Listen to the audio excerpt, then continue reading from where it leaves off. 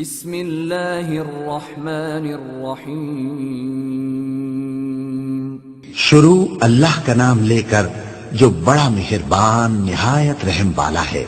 کاف ہا یا عین صاد، یہ تمہارے پروردگار کی مہربانی کا بیان ہے جو اس نے اپنے بندے زکریا پر کی تھی جب انہوں نے اپنے پروردگار کو دبی آواز سے پکارا اور کہا کہ اے میرے پروردگار، میری ہڈیاں بڑھاپے کے سبب کمزور ہو گئی ہیں اور سر سفید بالوں کی وجہ سے چمکنے لگا ہے، اور اے میرے پروردگار، میں تجھ سے مانگ کر کبھی محروم نہیں رہا، اور میں اپنے بعد اپنے بھائی بندوں سے ڈرتا ہوں، اور میری بیوی بانجھ ہے، پھر بھی مجھے اپنے پاس سے ایک وارث عطا فرما جو میری اور اولاد یعقوب کی میراث کا مالک ہو، اور اے میرے پروردگار، اس کو خوش اخلاق بنائیو۔ فرمایا اے زکریا، ہم تم کو ایک لڑکے کی بشارت دیتے ہیں جس کا نام یحییٰ ہوگا، اس سے پہلے ہم نے اس نام کا کوئی شخص پیدا نہیں کیا۔ انہوں نے کہا کہ پروردگار، میرے ہاں کس طرح لڑکا ہوگا جبکہ میری بیوی بانجھ ہے اور میں بڑھاپے کی اس حالت کو پہنچ گیا کہ سوکھ گیا ہوں؟ حکم ہوا کہ اسی طرح ہوگا۔ تمہارے پروردگار نے فرمایا ہے کہ مجھے یہ آسان ہے، اور میں پہلے تم کو بھی تو پیدا کر چکا ہوں اور تم کچھ چیز نہ تھے۔ کہا کہ پروردگار، میرے لیے کوئی نشانی مقرر فرما۔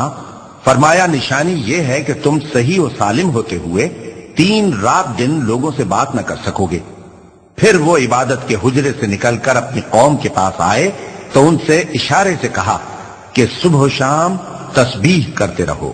فرمایا اے یحییٰ، ہماری کتاب کو مضبوطی سے تھامے رہو، اور ہم نے ان کو لڑکپن ہی میں دانائی عطا فرمائی تھی اور اپنے پاس سے شفقت اور پاکیزگی دی تھی، اور وہ پرہیزگار تھے، اور وہ اپنے ماں باپ کے ساتھ نیکی کرنے والے تھے اور سرکش اور نافرمان نہیں تھے۔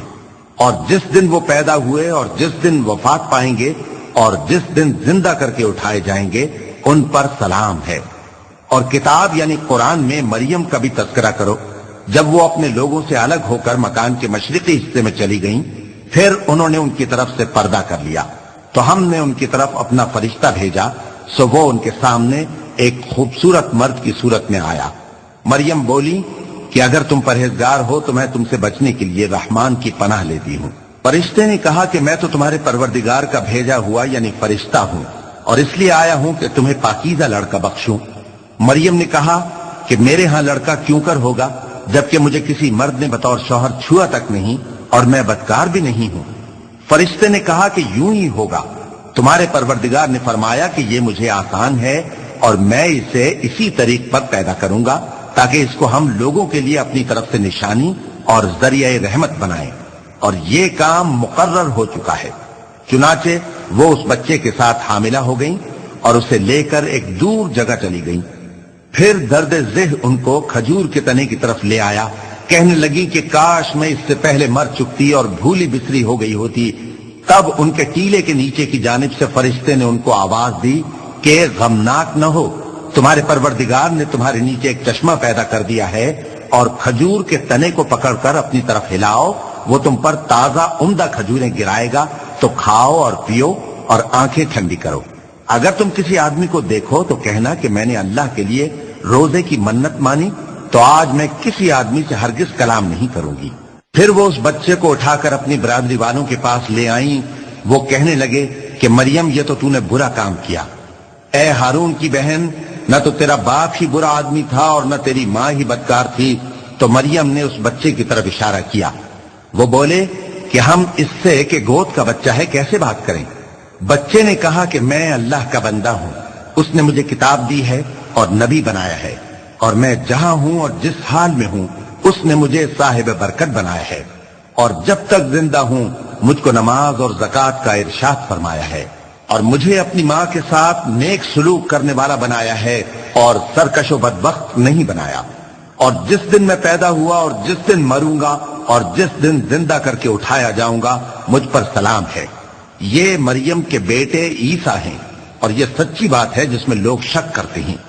اللہ کو شایع نہیں کہ کسی کو بیٹا بنائے، وہ پاک ہے، جب کسی چیز کا ارادہ کرتا ہے تو اس کو یہی کہتا ہے کہ ہو جا تو وہ ہو جاتی ہے، اور بے شک اللہ ہی میرا اور تمہارا پروردگار ہے، تو اسی کی عبادت کرو، یہی سیدھا رستہ ہے۔ پھر اہل کتاب کے فرقوں نے باہم اختلاف کیا، سو جو لوگ کافر ہوئے ہیں ان کو بڑے دن یعنی قیامت کے روز حاضر ہونے سے خرابی ہے۔ وہ جس دن ہمارے سامنے آئیں گے کیسے سننے والے اور کیسے دیکھنے والے ہوں گے، مگر ظالم آج کھلی گمراہی میں ہیں۔ اور ان کو حسرت و افسوس کے دن سے ڈرا دو جب بات فیصل کر دی جائے گی اور وہ غفلت میں پڑے ہوئے ہیں اور ایمان نہیں لاتے۔ ہم ہی زمین کے اور جو لوگ اس پر بستے ہیں ان کے وارث ہوں گے اور ہماری ہی طرف ان کو لوٹنا ہوگا۔ اور کتاب میں ابراہیم کا ذکر کرو، بے شک وہ نہایت سچے تھے، پیغمبر تھے۔ جب انہوں نے اپنے باپ سے کہا کہ ابا آپ ایسی چیزوں کو کیوں پوچھتے ہیں جو نہ سنیں اور نہ دیکھیں اور نہ آپ کے کچھ کام آ سکیں؟ ابا مجھے ایسا علم ملا ہے جو آپ کو نہیں ملا، تو میرے ساتھ ہو جائیے، میں آپ کو سیدھی راہ پر لے چلوں گا۔ ابا شیطان کی پوجا نہ کیجیے، بے شک شیطان اللہ کا نافرمان ہے۔ ابا مجھے ڈر لگتا ہے کہ آپ کو اللہ کا عذاب آ پکڑے تو آپ شیطان کے ساتھی ہو جائیں۔ اس نے کہا کہ ابراہیم کیا تو میرے معبودوں کے خلاف ہے؟ اگر تو باز نہ آئے گا تو میں تجھے سنسار کر دوں گا اور تو ہمیشہ کے لیے مجھ سے دور ہو جا۔ ابراہیم نے سلام علیکم کہا اور کہا کہ میں آپ کے لیے اپنے پروردگار سے بخشش مانگوں گا، بے شک وہ مجھ پر نہایت مہربان ہے۔ اور میں آپ لوگوں سے اور جن کو آپ اللہ کے سوا پکارا کرتے ہیں ان سے کنارہ کرتا ہوں اور اپنے پروردگار ہی کو پکاروں گا۔ امید ہے کہ میں اپنے پروردگار کو پکار کر محروم نہیں رہوں گا۔ اور جب ابراہیم ان لوگوں سے اور جن کی وہ اللہ کے سوا پرستش کرتے تھے الگ ہو گئے تو ہم نے ان کو اسحاق اور اسحاق کو یعقوب بخشے اور ہر ایک کو پیغمبر بنایا، اور ہم نے ان کو اپنی رحمت سے بہت سی چیزیں عنایت کی اور ان کا ذکر جمیل بلند کیا۔ اور کتاب میں موسیٰ کا بھی ذکر کرو، بے شک وہ ہمارے برگزیدہ تھے اور رسول تھے، نبی تھے، اور ہم نے ان کو طور کی داہنی طرف سے پکارا اور باتیں کرنے کے لیے نزدیک بلایا، اور اپنی مہربانی سے ان کو ان کا بھائی ہارون پیغمبر بنا کر عطا کیا۔ اور کتاب میں اسماعیل کا بھی ذکر کرو، وہ وعدے کے سچے اور رسول تھے، نبی تھے، اور وہ اپنے گھر والوں کو نماز اور زکوٰۃ کا حکم کرتے تھے اور اپنے پروردگار کے ہاں پسندیدہ تھے۔ اور کتاب میں ادریس کا بھی ذکر کرو، وہ بھی نہایت سچے تھے، نبی تھے، اور ہم نے ان کو اونچی جگہ اٹھا لیا تھا۔ یہ وہ لوگ ہیں جن پر اللہ نے اپنے پیغمبروں میں سے فضل کیا، یعنی اولاد آدم میں سے، اور ان لوگوں میں سے جن کو ہم نے نوح کے ساتھ کشتی میں سوار کیا، اور ابراہیم اور یعقوب کی اولاد میں سے، اور ان لوگوں میں سے جن کو ہم نے ہدایت دی اور جنہیں برگزیدہ کیا۔ جب ان کے سامنے ہماری آیتیں پڑھی جاتی تھیں تو سجدے میں گر پڑتے اور روتے رہتے تھے، کیونکہ آیت سجدہ تلاوت کی گئی ہے، لہذا سامعین پر سجدہ واجب ہے۔ پھر ان کے بعد چند ناخلف ان کے جانشین ہوئے جنہوں نے نماز کو ضائع کر دیا اور خواہشات نفسانی کے پیچھے لگ گئے، سو ان قریب ان کو گمراہی کی سزا ملے گی۔ ہاں جس نے توبہ کی اور ایمان لایا اور عمل نیک کیے تو ایسے لوگ بہشت میں داخل ہوں گے اور ان کا ذرا نقصان نہ کیا جائے گا، یعنی ہمیشہ کی بہشتوں میں جس کا اللہ نے اپنے بندوں سے وعدہ کیا ہے کہ جو ان کی آنکھوں سے پوشیدہ ہے۔ بے شک اس کا وعدہ نیکوکاروں کے سامنے آنے والا ہے، وہ اس میں سلام کے سوا کوئی بیہودہ کلام نہ سنیں گے اور ان کو صبح و شام کھانا ملے گا۔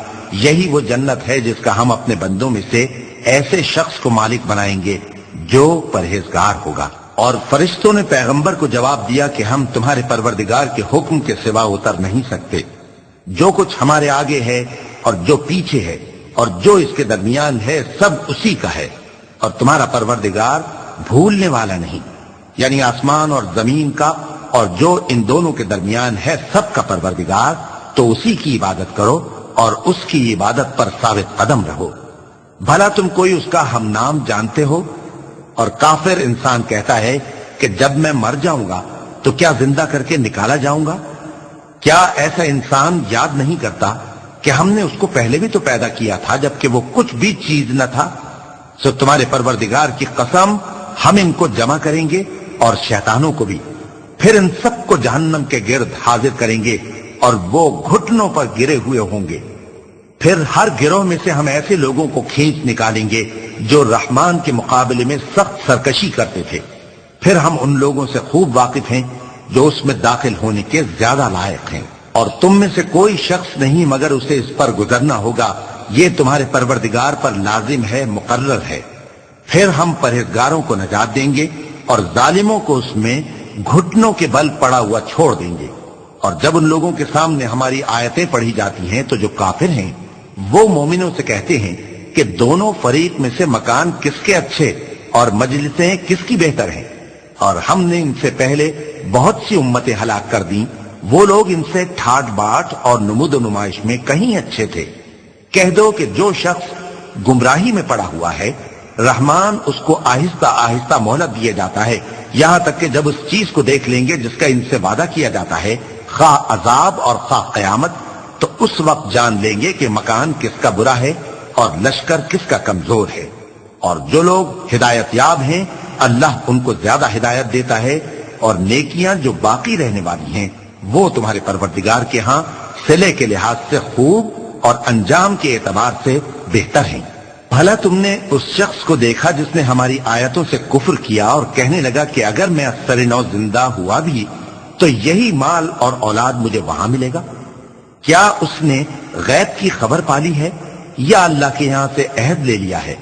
ہرگز نہیں، یہ جو کچھ کہتا ہے ہم اس کو لکھتے جاتے اور اس کے لیے آہستہ آہستہ عذاب بڑھاتے جاتے ہیں، اور جو چیزیں یہ بتاتا ہے ان کے ہم وارث ہوں گے، اور یہ اکیلا ہمارے سامنے آئے گا، اور ان لوگوں نے اللہ کے سوا اور معبود بنا لیے ہیں تاکہ وہ ان کے لیے موجب عزت ہوں۔ ہرگز نہیں، وہ معبود ان کی پرستش سے انکار کریں گے اور ان کے دشمنوں مخالف ہوں گے۔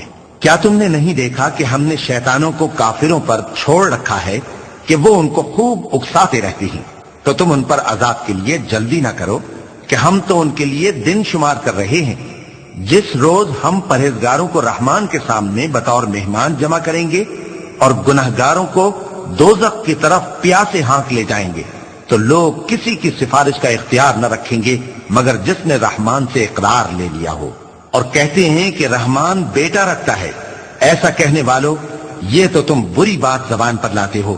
قریب ہے کہ اس جھوٹ سے آسمان پھٹ پڑے اور زمین شق ہو جائے اور پہاڑ پارا پارا ہو کر گر پڑے کہ انہوں نے رحمان کے لیے بیٹا تجویز کیا، اور رحمان کو شایع نہیں کہ کسی کو بیٹا بنائے۔ ہر شخص جو آسمانوں اور زمین میں ہے رحمان کے روبرو بطور بندہ ہی آئے گا۔ اس نے ان سب کو اپنے علم سے گھیر رکھا اور ایک ایک کو شمار کر رکھا ہے، اور یہ سب قیامت کے دن اس کے سامنے اکیلے اکیلے حاضر ہوں گے۔ اور جو لوگ ایمان لائے اور عمل نیک کیے رحمان ان کی محبت مخلوقات کے دل میں پیدا کر دے گا۔